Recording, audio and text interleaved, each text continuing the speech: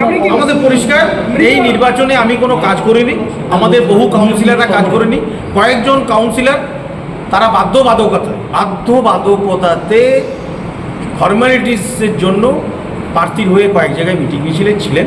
মূলত আমরা সমস্ত কাউন্সিলররাই আমরা বয়কট করেছিলাম, এই নির্বাচনে কাজ করিনি এবং পুরোপুরি পরিবর্তনের পক্ষে আমি কিন্তু কাজ করেছি এবং শুধু পুরুলিয়া নয়, সারা জেলা জুড়েই আমি পরিবর্তনের পক্ষে কাজ করি। আপনি তো বলেছেন পরিষ্কার বিজেপির হয়ে কাজ করেন। পরিষ্কার পরিবর্তনের পক্ষে মানেই তো বিজেপি। না, বিজেপিটাই বলুন না। পরিষ্কার বিজেপির হয়ে কাজ করি, কোনো রাগটাগ পরিষ্কারভাবে এখানে। আপনি আগামী দিনে বিজেপিতে, সেটা তাদের বিষয়, তারা আগামী দিনে কাদেরকে দলে নেবে, কাদেরকে কি নেবে, এটা এখন তাদের বিচার্য বিষয়। আমি এই বিষয়ে কিছু বলবো না। আমি এইটুকু বলতে পারি যে এখানকার নির্বাচনে কাজের সময় এখানকার সাংসদ, তার সঙ্গে আমার রীতিমতো যোগাযোগ থাকে। সুনীল বনসালজির সঙ্গে আমার রীতিমতো যোগাযোগ, আমার সঙ্গে ভূপেশ যাদবজির সঙ্গে কথা হয় এবং এখানে রীতিমতো আমাদের বিধায়কের সঙ্গে আমার কথা হয় এখানে, এবং আমাদের বান্দোয়ান বিধানসভার বিধায়ক, তার সঙ্গে আমার রীতিমতো, মানে দরজা খুললেই ঢুকে পড়বেন। দরজা খোলার কিছু নেই এখানে।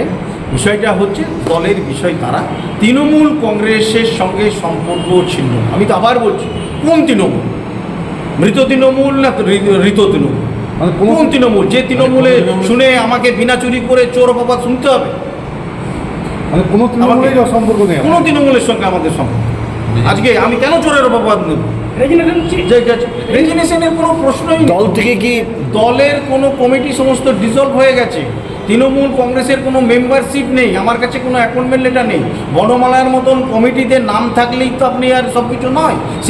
সেই বনমালা কমিটিতে কোনো সিগনেচার নেই। কে?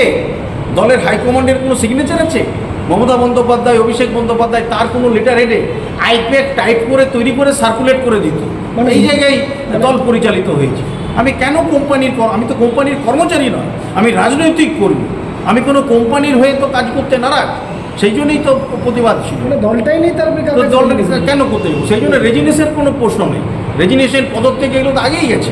যখন দলের মিটিং মিছিলে মূল নির্বাচনে যখন কেউ অংশগ্রহণ করে না, তখন স্বাভাবিক তার সঙ্গে দলের কোনো সম্পর্ক নেই।